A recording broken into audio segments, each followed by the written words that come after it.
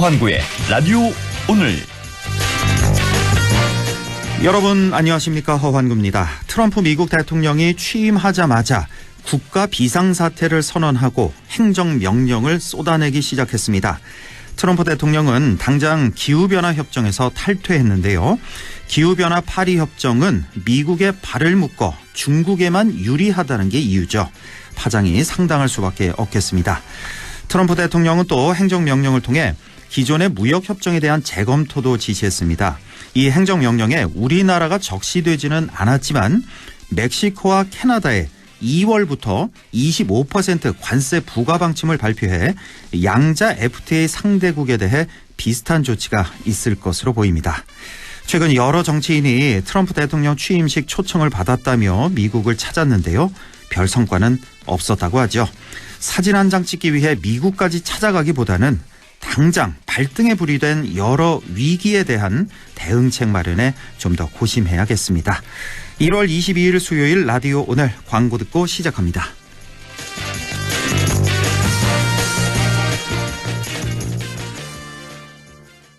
독일도 돌았다. 스위스도 돌았다. 대성 보일러도 유럽처럼 빙 돌았다.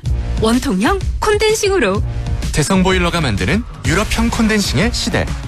당신의 콘덴싱은 유럽형입니까? 대성이 내일을 위합니다. 대성 보일러. 팀장님, 연금도 투자하세요? 알아서 크는 연금은 없으니까 투자해야죠. 아, 투자의 차이가 연금의 차이? 이제 연금도 투자다. N2 퇴직연금. 역시 고용노동부가 선정한 2024년 퇴직연금 우수사업자. NH투자증권. 원금 손실 유의, 가입 전 상품 설명서 및 약관 필독. RSV 알고 계신가요? RSV는 독감 바이러스만큼 전염성이 강한 급성 호흡기 감염 바이러스로 영유아나 60세 이상 성인에서 감염 시 폐렴 등 심각한 합병증으로 이어질 수 있습니다. 주로 독감 바이러스와 비슷한 시기에 발생하는 RSV. 자세한 내용은 의사와 상담하세요. 이 광고는 RSV 질환인식 캠페인입니다.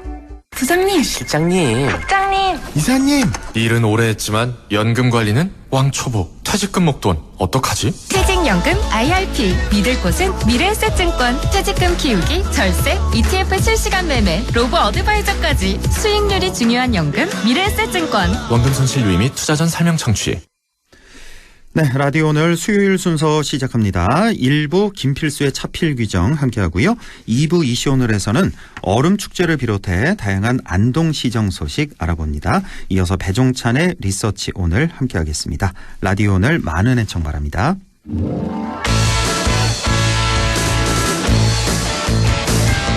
차에 필요한 귀한 정보, 김필수의 차필 규정 시작합니다. 대림대학교 미래자동차학부 김필수 교수 연결돼 있습니다.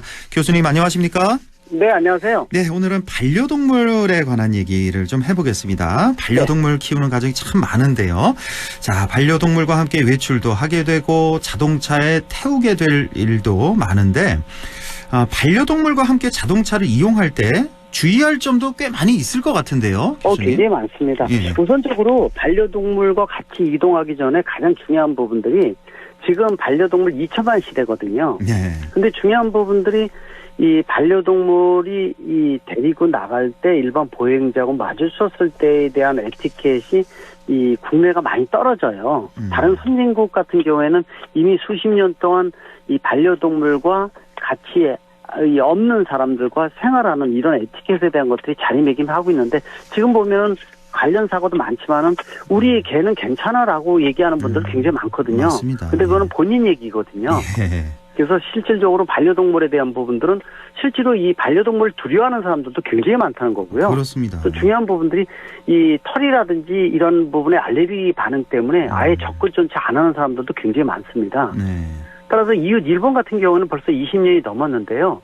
어떻게 하냐면은 길거리에서 보행로에서 이 마주치게 되면은 이 반려견에 대한 부분들을 이 실질적으로 줄을 완전히 당기고 고개를 완전히 감싸 안아서 이 쳐다보지 못하게 만듭니다. 아, 그 정도. 쳐다보지 못하게 만들고 완전히 가리고요. 숙이고 이렇게 해서 편하게 지나갈 수 있게끔 만들어주는 이런 부분들이 문화적으로 지금 성숙되어 있는 부분들이 많아서 실제로 반려동물을 무서워하거나 싫어하거나 이런 분들을 배려하는 문화가 완전히 자리매김한 부분들이 선진국 시장이라고 볼 수 있는데, 우리나라는 너무 짧게 이게 급증하다 보니까 이 부분에 대한 인식 제고가 좀 떨어진다는 거. 그래서 이 아닌 사람들, 없는 분들, 무서워하는 분들 이런 분들에 대한 에티켓이 우선적으로 중요하지 않나 이렇게 좀 보고 있고요. 예. 또 한 가지는 지금 요새 반려동물하면 반려견과 반려묘 두 가지인데 대부분 길거리에 데리고 나오는 것은 반려묘보다 반려견들, 개들이 많습니다. 예.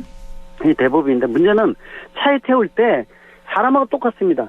이 멀미하는 사람 많지 않습니까? 예. 실질적으로 반려동물이 멀미하는 개들이 굉장히 많습니다. 아니 반려견이 멀미를 한다고요? 동물도 해요? 멀미합니다. 똑같습니다. 오, 예, 멀미도 그래요? 굉장히 심하게 하고요. 몰랐네요. 예, 차에다가 놀래서 대소변을 눕는 애들도 많이 있고, 예, 그러다 보니까 실제로 반려동물을 태우고 갈 때 먼저 인식 제고부터 필요해요. 뭐냐면 심적 불안감이 있는지 없는지, 또 무리한 행동은 하지 않는지, 평상시에 없이 막 뛰어다닌다든지, 짖는다든지, 굉장히 불안한 부분들이 많기 때문에 이런 경우에는 이 멀미가 심한 경우에는 멀미약을 먹이기도 합니다. 아, 그렇습니까?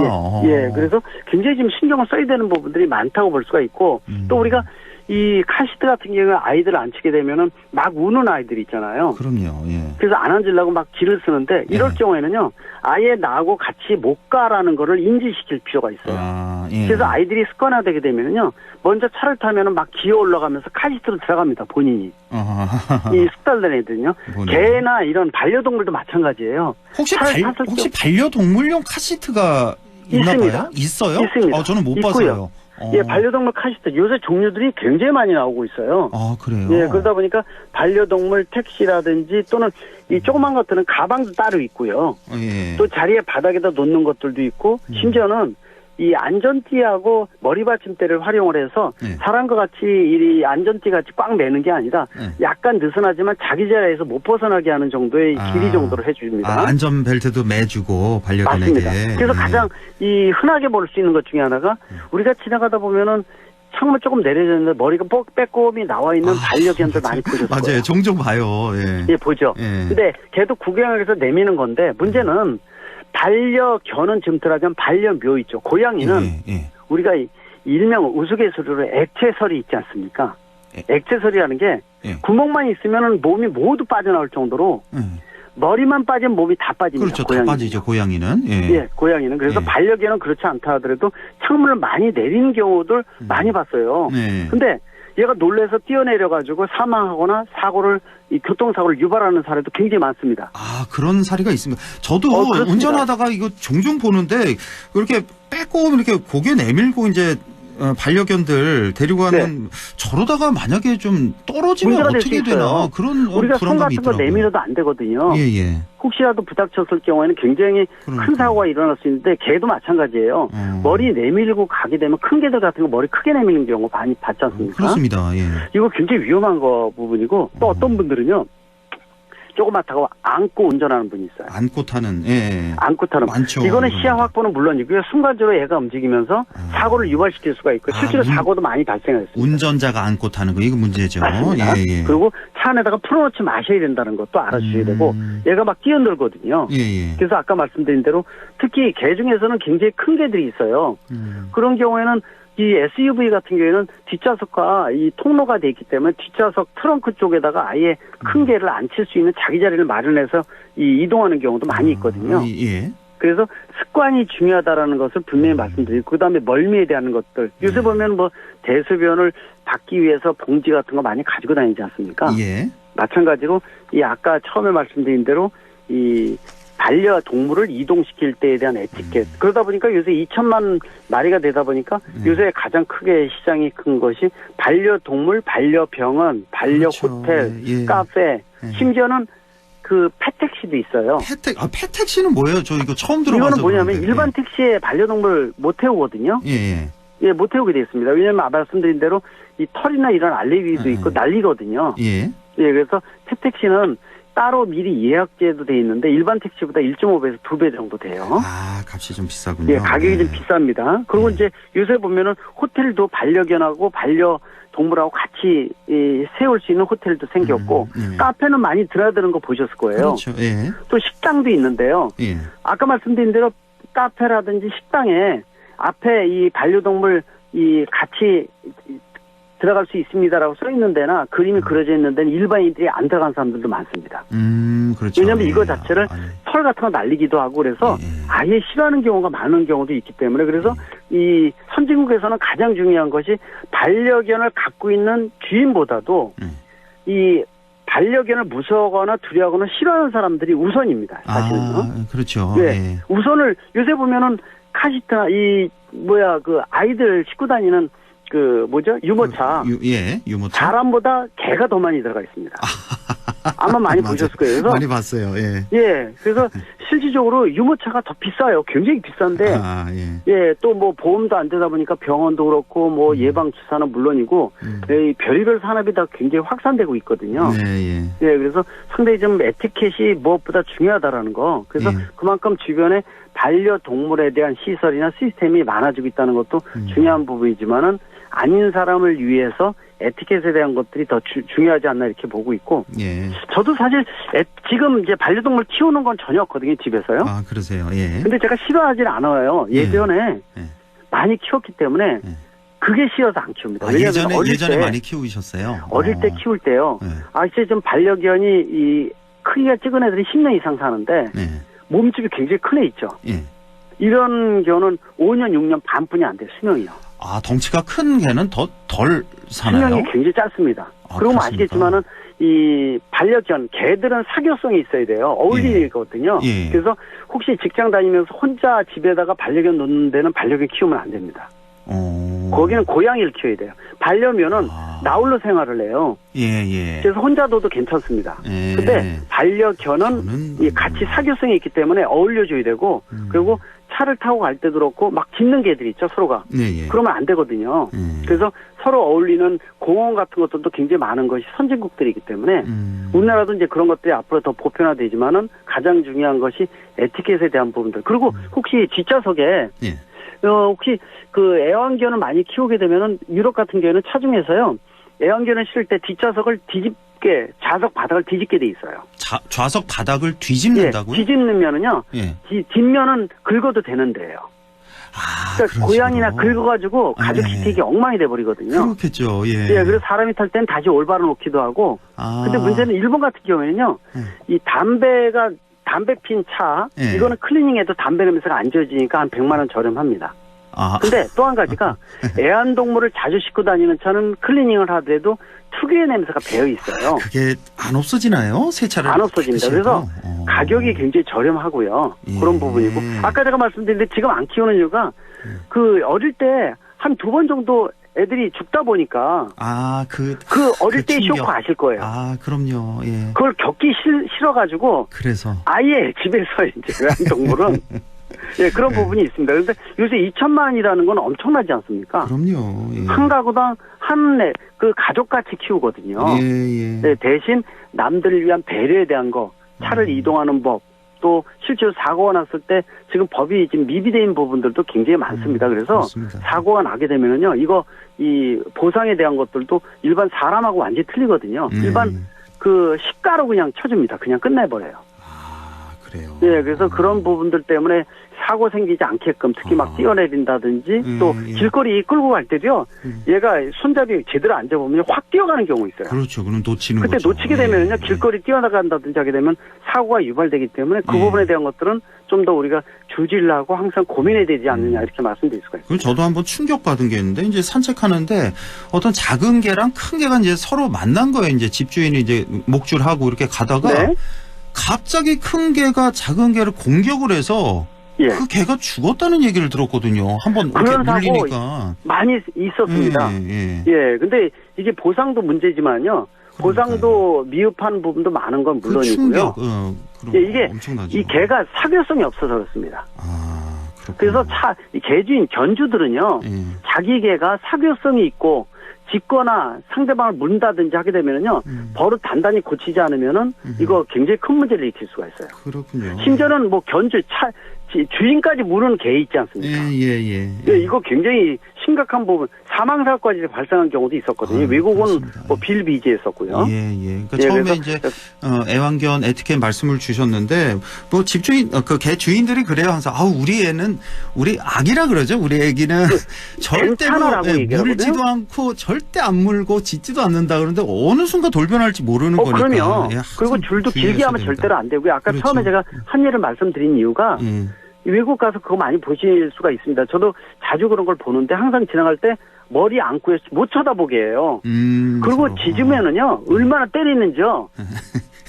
그래갖고 미안하다 개를 그러면서, 때려요?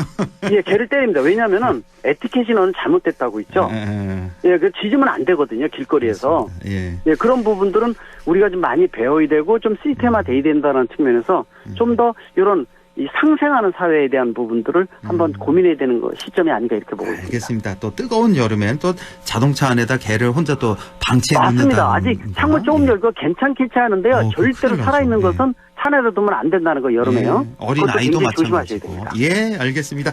자, 대림대학교 미래자동차학부 김필수 교수와 함께했습니다. 고맙습니다. 네, 감사합니다. 네, 라디오 오늘 2부에서 뵙겠습니다.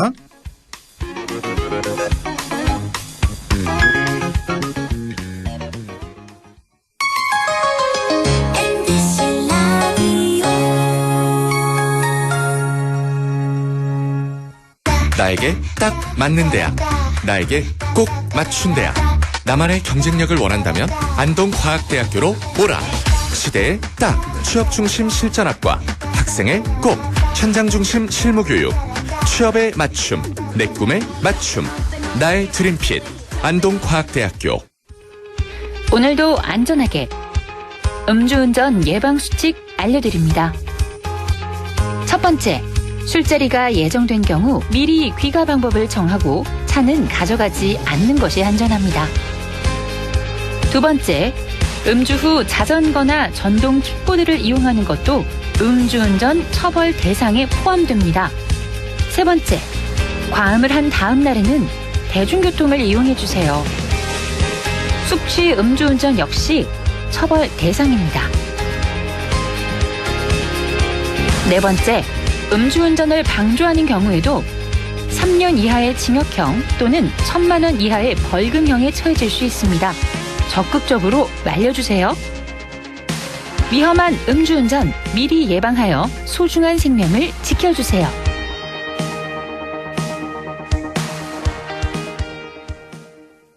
살림꾼 김재우의 살림템 추천. 창틀 바람막이로 실내 온기 지켜줄게. 포장은 다회용기로. 플라스틱 거절한다. 우리 식재료로 유통을 줄이면 탄소를 줄일 수 있어. 이 모든 건 기후위기에 대응하는 지구 살림템. 여러분도 함께해요. 공익광고협의회.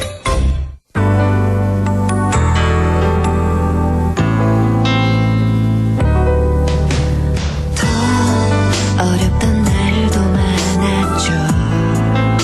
우리 함께 한다면 따스함을 느껴요. 사랑이 있어요. 소중한 꿈을 이뤄봐요. 우리 함께 여기 있으니 감동과 사랑 있는 MBC 라디오 문화방송 100.1 MBC 라디오. 네, 6시 23분 45초 지나고 있네요. 이슈 오늘 시작합니다. 오늘은 안동시정 소식 알아보는 시간이죠. 안동시의 암산 얼음축제 소식을 비롯해서 설날 관련 소식까지 다양하게 알아봅니다. 안동시청 아나운서죠. 김주연 주무관 나와 있습니다. 어서 오십시오. 네, 안녕하세요. 안동시청 아나운서 김지연입니다. 네. 자, 오늘은 뭐 어떤 소식 준비하셨죠? 네, 오늘 겨울을 맞아 방금 말씀드린 대한이와 소한이의 신나는 겨울 여행지를 알려드릴 거고요. 또 설날 연휴가 성큼 다가온 만큼 주차 정보도 짧게 소개하겠습니다. 대한이와 소한이의 네, 추위가 얼마 전에 참 대한이었죠. 네, 맞아요. 대한이었고. 추위가 딱 네. 기승을 부리는 시기가 이제 시작을 하고 있죠. 예. 자, 대한이와 소한이가 있는 곳 어딜까요? 바로 암산 얼음축제입니다. 얼음축제. 네, 예. 나무면 마을에서 시작한 이 축제는요, 10년 전쯤부터 안동시가 진행하고 있는데요.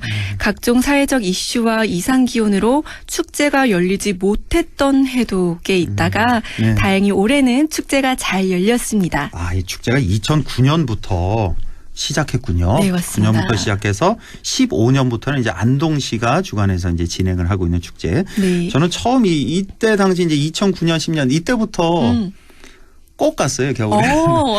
이때만 이제 아이들이 어려서. 아, 애들이 참 좋아하죠. 그러니까요. 아이들 있는 집은 아마 뭐 겨울만 되면 이 네. 축제 좀 기다렸던 오, 그런 맞아요. 생각이 좀 드네요. 작년 같은 경우는 이제 날씨가 따뜻해서 얼음이 좀 얇아서 열리지 못했잖아요. 맞습니다. 근데 사실 올해 겨울도 안 추워요, 별로. 이거 겨울 같지 않아서 사실 이거 얼음이 잘 얼었으려나 저는 걱정 많이 했거든요. 어때요, 네, 얼음은? 2년 만에 열린 이번 축제는 얼음 두께가 25cm에서 최대 37cm까지 측정됐습니다.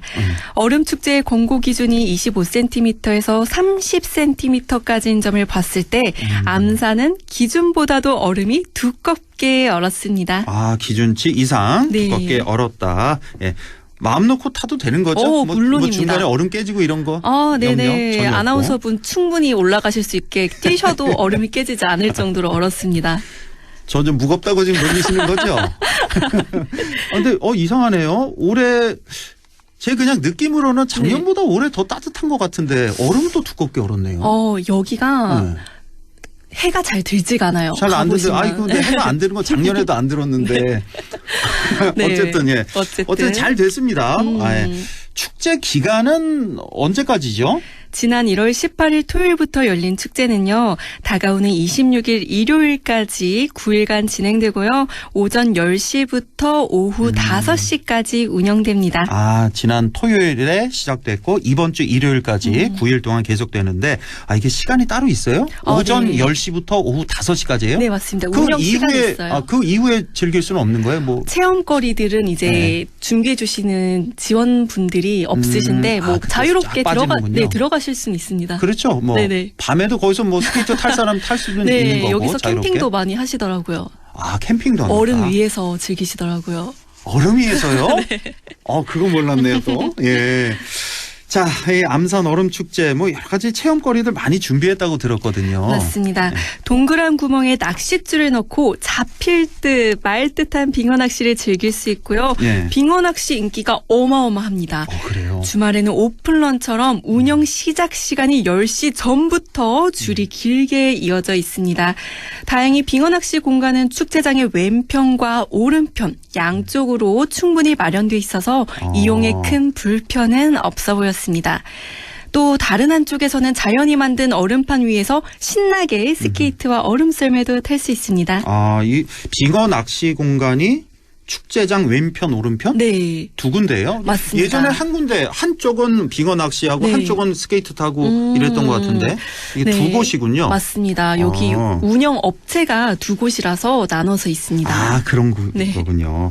예전에 한 10년도 더 된 것 같은데 저희 아이들 이제 빙어 낚시 시키는데 몇 시간 동안 빙어 한 마리인가 두 마리 잡았다고. 제가 봤는데 요즘엔 많아요? 빙어? 애들이 네. 거의 한 10마리는 잡는 것 같던데요. 토마 애들이. 네.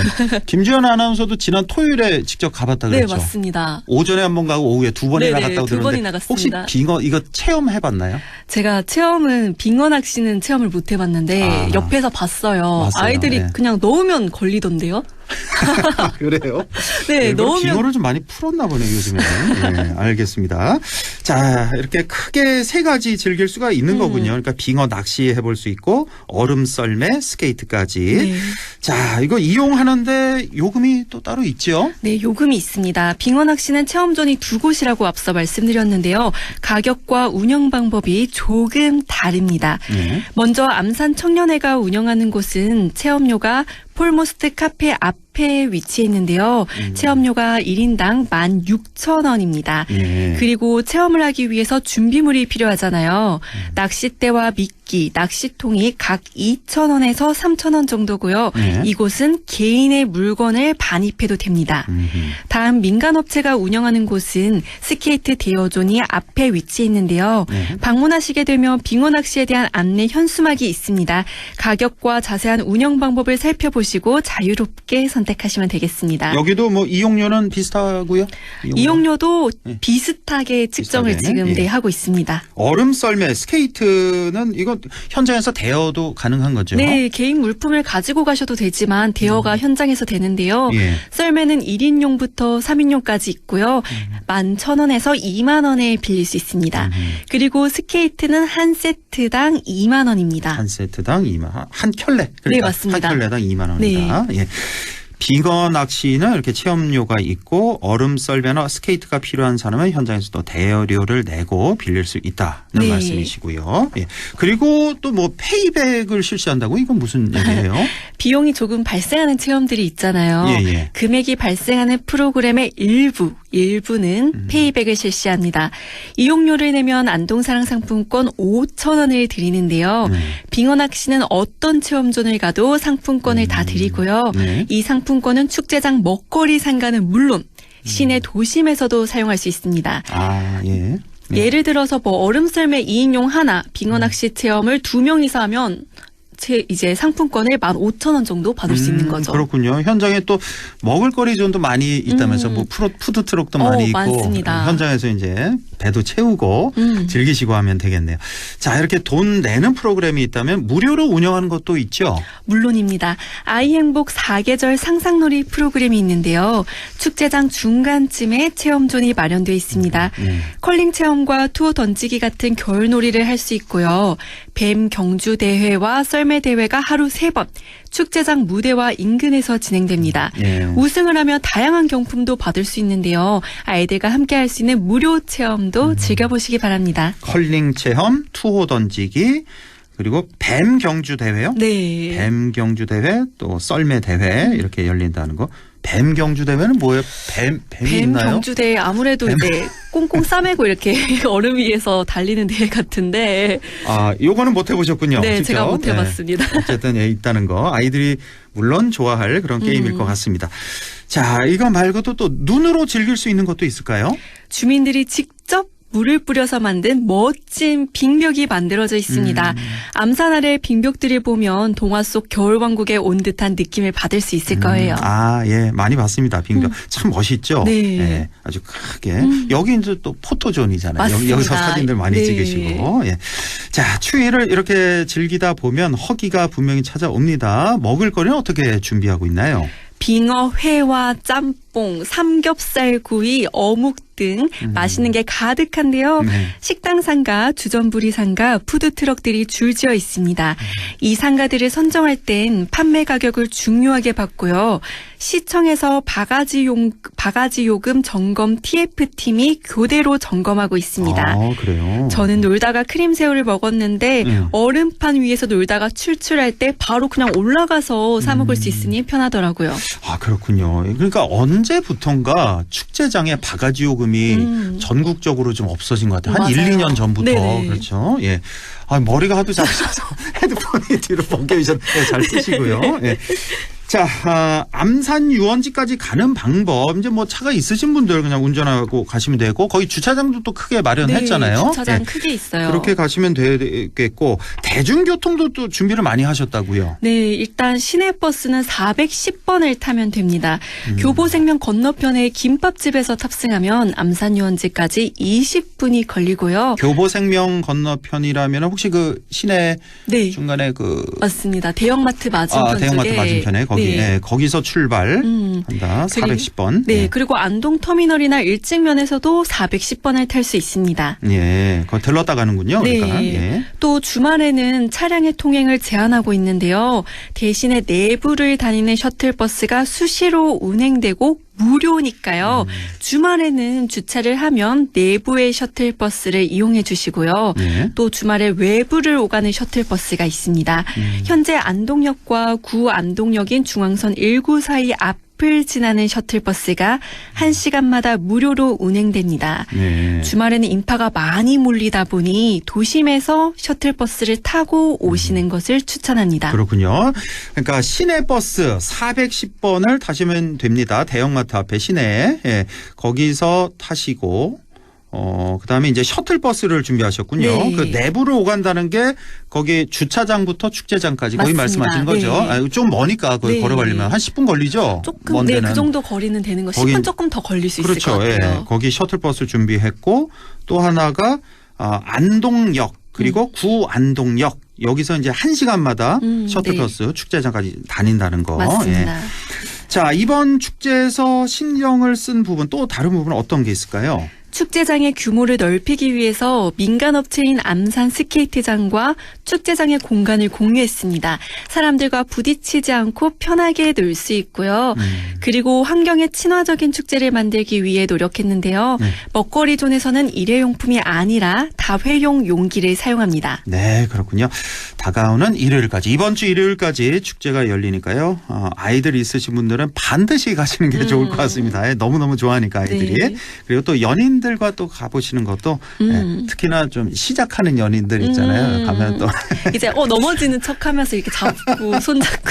그러니까요. 예. 손도 잡고 뭐 자연스럽게 스킨십도 할 수 그쵸. 있고. 그리고 참 여기 가실 때 장갑 꼭 가져가셔야 됩니다. 예. 이게 뭐 손 시려워서 장갑 끼는 것도 있지만 안전을 위해서도 다칠 그렇죠. 수 예. 있으니. 장갑 꼭 가져가시고. 예. 역시 다 많이 가보셨어요. 그럼요. 예. 자, 이번 설 연휴가 이제 성큼 다가왔습니다. 자, 오늘이 수요일이니까 이틀만 더 출근하면 이제 설 연휴가 네. 다가오는데 명절을 맞아서 안동시가 준비하는 게 있을까요? 설 연휴를 맞아서 주차장을 무료로 개방합니다. 주차장마다 무료로 개방하는 기간이 조금씩 다른데요. 옥동 터미널 주차장, 안동시청 부설 주차장, 그리고 웅부공원 연휴 마지막인 30일 목요일까지 6일간 개방하고요. 또 노상의 공영 주차장과 중앙신시장, 구시장, 서부시장, 중앙문화의 거리가 개방되는데요. 기간을 하나씩 홈페이지에서 살펴봐 주시기 바랍니다. 예. 교통량이 이제 많이 늘어날 텐데 안전에 대한 대비도 있을까요? 특별교통 대책 상황실을 이번 1월 24일 금요일부터 2월 2일 일요일까지 10일간 운영합니다. 안전사고가 일어날 경우 신속한 대처를 위해서 직원들이 힘쓰고 있습니다. 네, 알겠습니다. 오늘 시간은 여기까지고 그러면 또 3주 후에 또 뵙는 거죠? 네, 그럼 3주 뒤에 뵙겠습니다. 네, 지금까지 안동시청 아나운서 김주연 주무관과 함께했습니다. 고맙습니다. 라디오 오늘에서는 청취자 여러분의 참여를 기다리고 있습니다. 우리 지역에서 발생한 사건 사고 소식이나 함께 토론하고 싶은 내용을 안동 MBC 홈페이지 라디오 오늘 게시판에 올려주시기 바랍니다. 전화와 문자 참여도 하실 수 있습니다. 전화는 851국에 7191번, 문자는 샵 0913번으로 보내주시면 됩니다. 문자는 단문 50원, 장문 100원의 정보 이용료가 있습니다. 여러분의 많은 참여 바랍니다.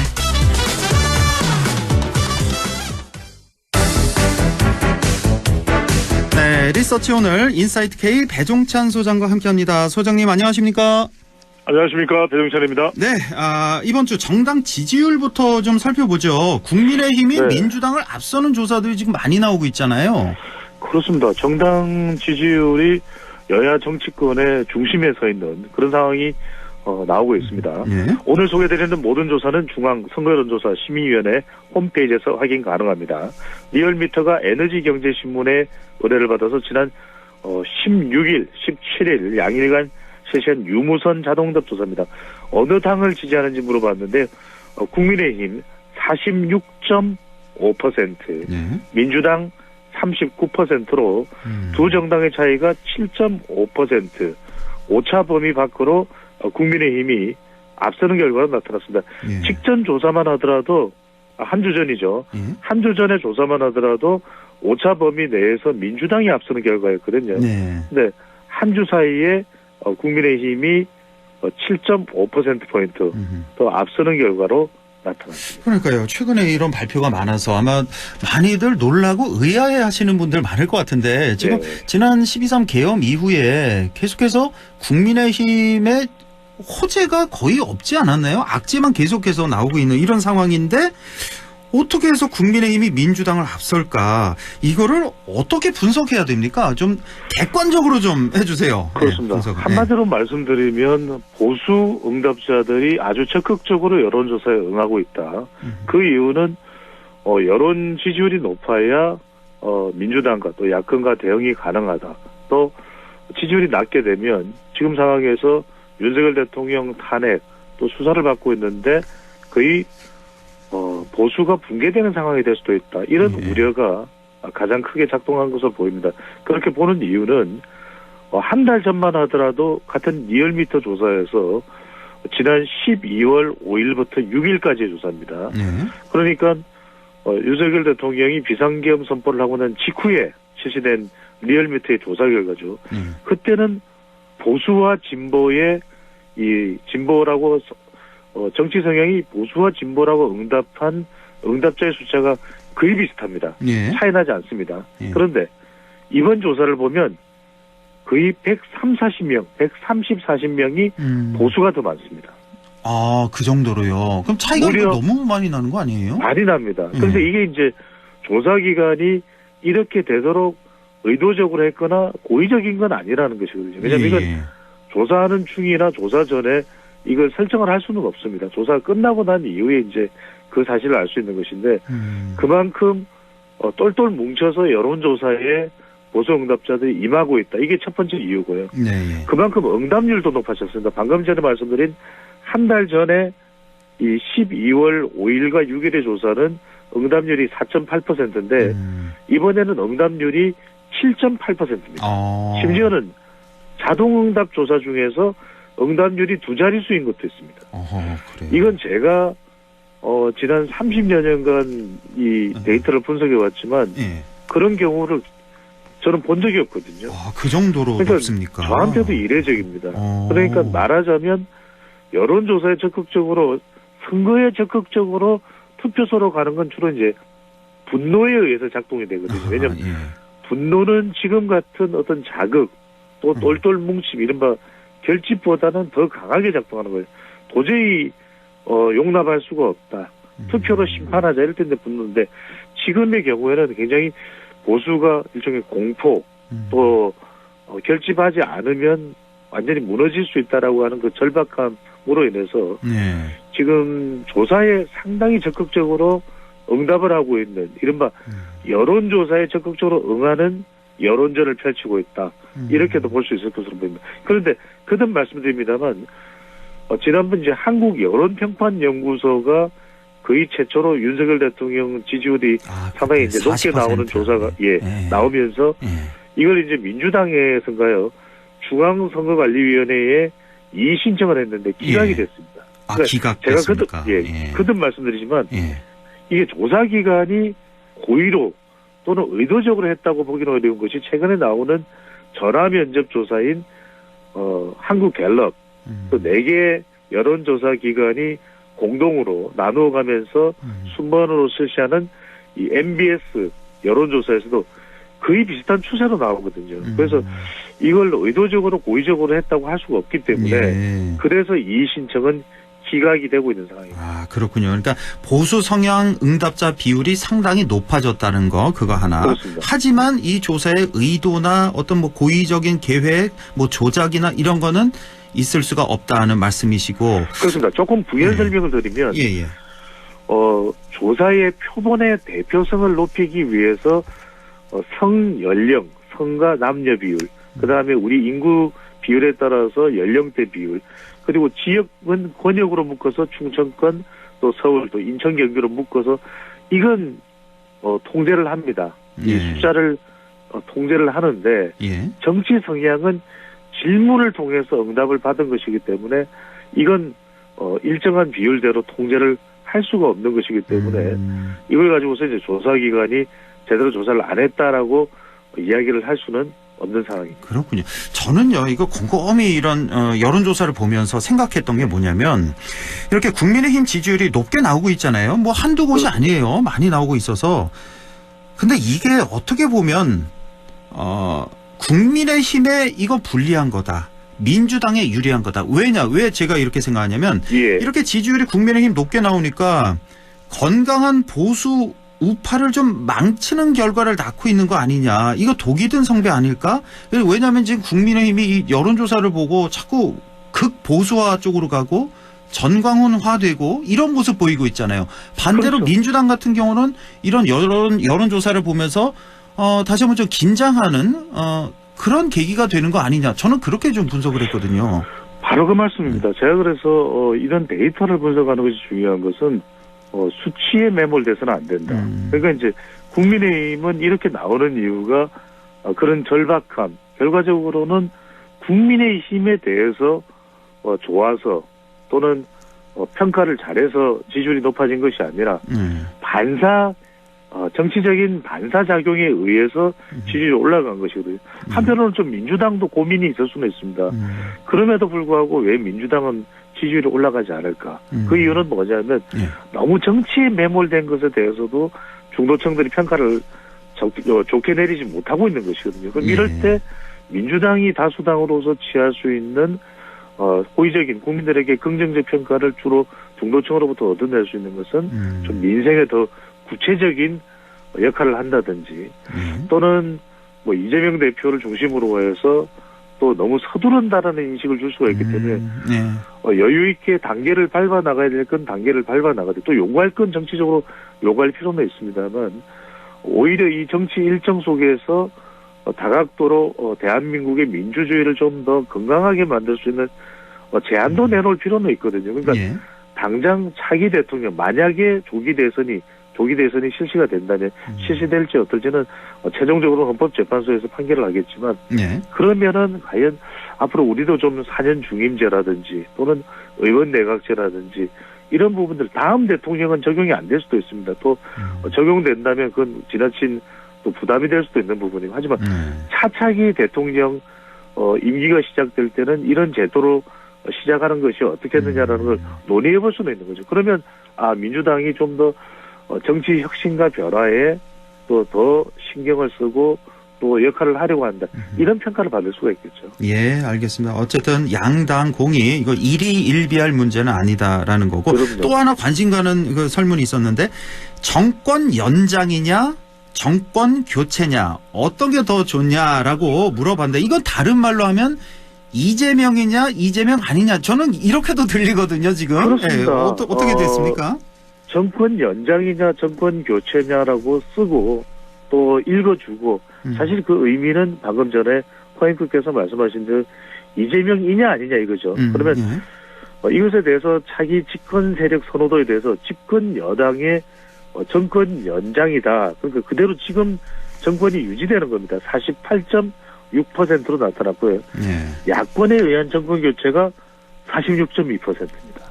그러니까요. 그러니까 오차 범위 내로 정권 연장이 더 높게 오차 범위 내입니다. 그런데 추세를 보는 게 중요한 게 왜 이렇게 큰 변화가 생겼을지에 대한 분석이 필요한 거죠. 불과 한 달여 전인 12월 넷째 주 조사를 보면 이때는 정권 교체가 60.4%. 정권 연장이 32.4%로 절반 정도밖에 안 됐는데 지금은 오차 범위 내지만 크로스가 됐거든요. 그래서 이게 요즘에 최근에 여론조사에서 나타나는 추세를 제가 말씀드린 대로 보수 응답자들은 보수 기반이 붕괴된다라는 이런 트라우마, 학습효과, 8년 전에 학습효과죠. 이것에 의해서 여론조사에까지도 단단히 응집하는 결과가 나오는 반면에 민주당은 그만한 또 응집력이나 동기부여는 안 되고 있다 조사에.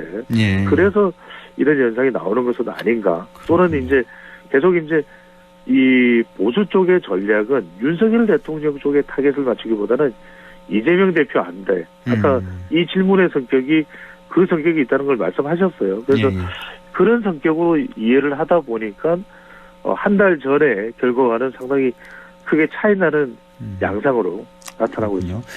여기 지금 질문에는 있진 않습니다만 제가 좀 하나 여쭤보고 싶은 게 여기 조사에서 김문수 장관이 지금 여권의 1등으로 나오지 않았습니까? 이 조사 아닙니까 혹시? 아닙니다. 이 조사는 아니고 하여간 최근 다른 조사에서 그렇게 나왔는데 최근에 한국 갤럽 조사에서 갤럽 조사에서 그렇게 결과가 나왔습니다. 근데 김문수 장관이 뜬금없이 나온 거 그러니까 다른 주자 뭐 홍준표라든지 또 누가 있죠? 뭐 오세훈, 뭐 유승민 이런 후보들이 나오는 건 좀 이해가 가는데 뜬금없이 김문수 후보가 나온 건 이건 어떻게 보셨어요? 1등을 한 거. 그러니까 지금 화한구에 그 뜬금없다가 바로 지금의 탄핵 심판 국면이 만들어낸 결과라고 볼 수가 있는 거죠. 한국갤럽이 자체적으로 지난 14일부터 16일까지 무선 가상번호 전화 면접 조사를 실시한 이 결과입니다. 차기 정치 지도자에 대해서 물어봤는데 이재명 대표가 31%로 직전 조사 32%와 비교하면 1%지만 조금 내려왔죠. 근데 그 다음에 범여권에서 거론되고 있는 후보들 중에서는 김문수 후보가 국민의힘 지지층, 보수층, 그리고 대구 경북에서 1위입니다. 가장 높습니다. 그러니까 이게 김문수 고용노동부 장관이 자체적으로 발광한 그런 경쟁력이라기보다는 제가 방금 전에 말씀드렸죠. 탄핵 심판 정국이 만들어졌다. 그러니까 그런 장면을 우리가 생각해 볼 수 있는 것이 얼마 전 국무위원들을 향해서 그때는 한덕수 대통령 권한대행, 국무총리 권한대행이 일어나라. 그래서 이 비상계엄으로 인해서 전국이 탄핵 심판정으로 간 것에 대해서 사과하고 반성하라. 그때 장관들 다 일어났는데. 그렇죠. 다 일어났는데 단 한 사람. 단 한 사람. 단 한 사람. 그때 뭐 두세 명 더 있었는지는 모르겠습니다만 이른바 꽃꽃 문수. 보수 지지층 내에서는 꽃꽃 문수로 이제 이 평가가 되고 있는 것이죠. 보수 지지층 내에서 그렇습니다. 그러다 보니까 그전까지 유력하게 거론됐던 인물들이 주로 홍준표 대구시장, 또 오세훈 서울시장, 그리고 또 한동훈 전 대표였는데 지금 상황에서 친윤석열 그리고 세 가지의 지표입니다. 반민주당 또 반이재명의 최전선의 대립각에 서 있는 인물이 김문수 장관이 되는 거죠. 그런 공통 분모가 모아져서 김문수가 여권 1위 이렇게 된 거군요. 알겠습니다. 자, 한 1분 남아서요. 지금 민주당으로서 또 이재명 대표 입장에서 이렇게 민주당이 지지율 상황 이런 상황에서 좀 돌파할 수 있는 묘안이라면 뭐가 있을까요? 그래서 제가 뭐 다른 방송에서도 말씀드렸습니다만 이제 그 잘 전달될 수 있도록 제가 분석을 해봤는데 김민재 시간이 없으니까 김민재 뭐 국민들 다 아는 축구 선수 아닙니까? 이 김을 보수 쪽에서 자극을 받은 이 김을 좀 가라앉히는 방법은 김을 그다음 민이 되겠죠. 민생입니다. 좀 구체적으로 민생에 대해서 지금 경제도 힘들고 경기도 활성화되지 않았기 때문에 이 부분을 이재명 대표가 상당히 구체적으로 좀 주도할 필요가 있습니다.